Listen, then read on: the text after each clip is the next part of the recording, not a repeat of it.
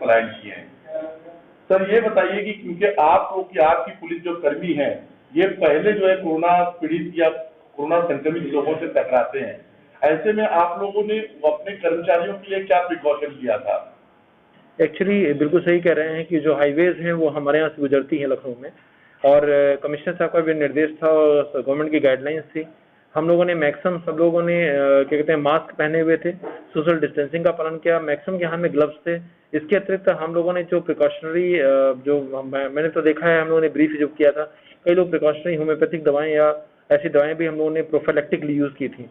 जैसे तमाम हमारे कांस्टेबल्स हॉटस्पॉट में भी लगे रहते थे, तो वहाँ पे हम लोगों ने सैनिटाइजेशन का टनल भी लगाया था। हमारे यहाँ अरबी फॉरेस्ट यूनिवर्सिटी मड़ियाओं में पड़ती है, वहाँ पे हमने एक सैनिटाइजेशन का टनल भी लगवाया था, जो यहाँ की आर्किटेक्चर एसोसिएशन ने हम लोग को दिया था। इसके अतिरिक्त प्रॉपर सैनिटाइजेशन, शाम को रात में जाने के बाद गर्म पानी से गरारा, और प्लस जो भी जो काढ़ा है, आयुष्मान काढ़ा या ऐसे काढ़े जो क्या कहते हैं जो इम्यूनिटी को बढ़ाते हैं, विटामिन सी का ज़्यादा से ज़्यादा यूज़, और वर्दी को घर के बाहर ही रखने का वो हम लोग का वो था। और घर में हम लोग जब भी गए नहा धो के गए, जैसे घर के और लोगों पे किसी तरह का इन्फेक्शन या संक्रमण न फैलने पाए। तो इन सारी प्रिकॉशंस को ध्यान रखने की वजह से आज लगभग 3 मंथ्स बीत गए हैं और हम लोग चौथे चरण में लॉकडाउन के प्रवेश कर रहे हैं। और देखिए आप, हमारे लखनऊ पुलिस में अभी तक कोई भी ऐसा व्यक्ति, कोई कांस्टेबल से लेकर टॉप टू बॉटम ऐसा नहीं है जिसको कि इस तरह का कोई संक्रमण हुआ हो। सर लखनऊ में कोई अधिकारी जो है संक्रमित नहीं हुआ, लेकिन लखनऊ के मेडिकल कॉलेज से जो भी रिपोर्टें आती थी उसके बाद आप लोगों को जो है वो पर्टिकुलर पुलिस स्टेशन में निर्देश जाता था कि यहाँ से कोरोना पॉजिटिव लोग पाए गए हैं। तो ऐसे में आप लोग किस तरह से उस एरिया को ब्लॉक करते थे और जैसे बल्लियां लगाते थे, तो वो प्रिकॉशन लेना, क्योंकि जब तक के पता ना चलता मेडिकल कॉलेज से तब तक आप लोग क्या करते थे?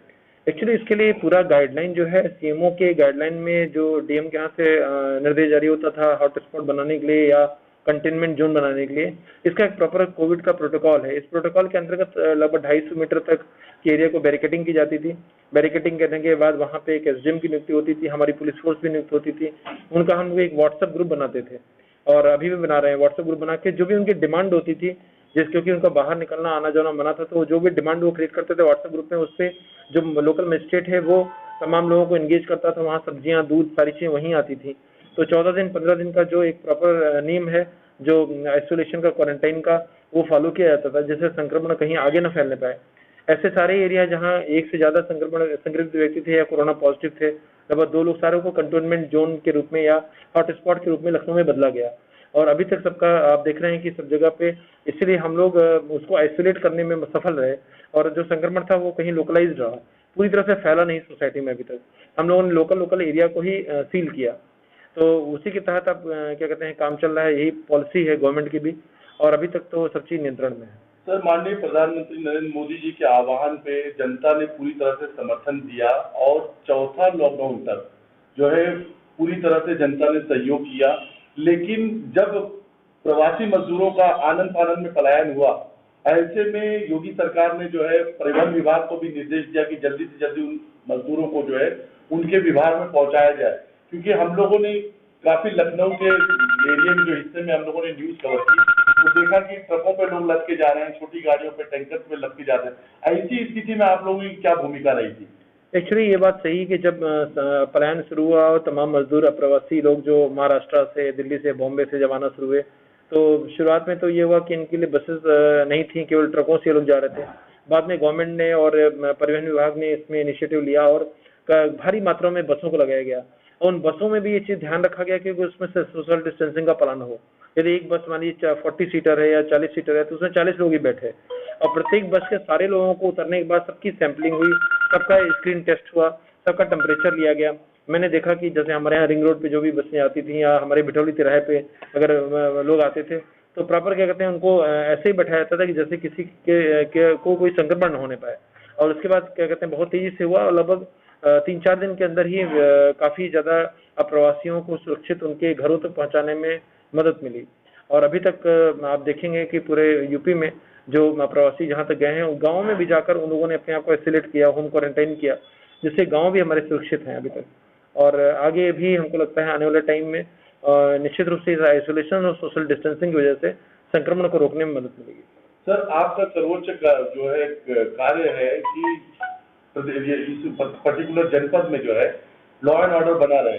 तो लॉकडाउन के सीजन में क्राइम एक्टिविटीज पे क्या नियंत्रण रहा, कि किस तरह से आप देखते हैं? नहीं, लॉकडाउन में तो नेचुरली पूरी तरह से क्राइम नियंत्रित रहा, क्योंकि किसी को भी बाइक्स पे चलना अलाउड नहीं था, डबल बाइकर्स नहीं थे और गाड़ियां काफ़ी प्रतिबंधित थी, सब रिस्ट्रिक्टेड थी।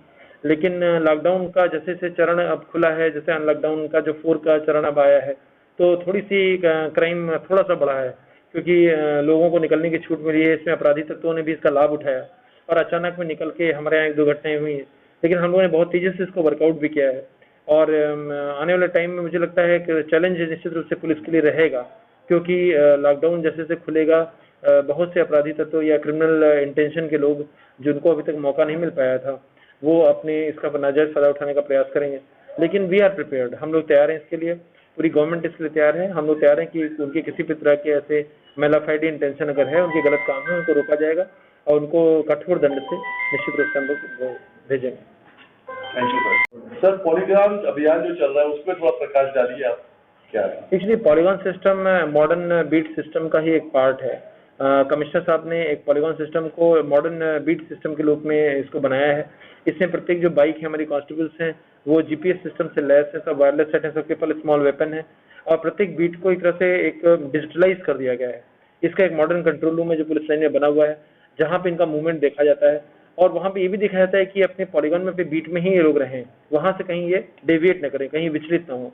और निश्चित रूप से इसका लाभ हमें धीरे धीरे मिलेगा, जैसे जैसे पुलिस इक्विप्ड हो रही है, कई बैरियर्स बनाए गए हैं, उन बैरियर्स को भी हम लोग धीरे धीरे वायरलेस सेट दे रहे हैं कि वायरलेस सेट से वो इक्विप्ड हो जाए। तो कोई भी घटना होगी अगर पॉलीगॉन सिस्टम हमारा प्रॉपर जब वर्क करने लगेगा, और तो निश्चित रूप से उस घटना को हम लोग आसानी से रोक लेंगे और चेक करने में हमें मदद मिलेगी और अपराधी भाग नहीं पाएगा। और निश्चित रूप से ये एक मॉडर्न पुलिसिंग का ही एक पार्ट है, ये फर्स्ट स्टेप देखा जाए। और जैसे जैसे ये और इवॉल्व करेगा तो मुझे लगता है कि और बेहतर पुलिसिंग आपको रोड्स पे दिखाई देगी और रोड सेफ्टी क्राइम के लिहाज से निश्चित रूप से और बेटर होगी। Thank you sir.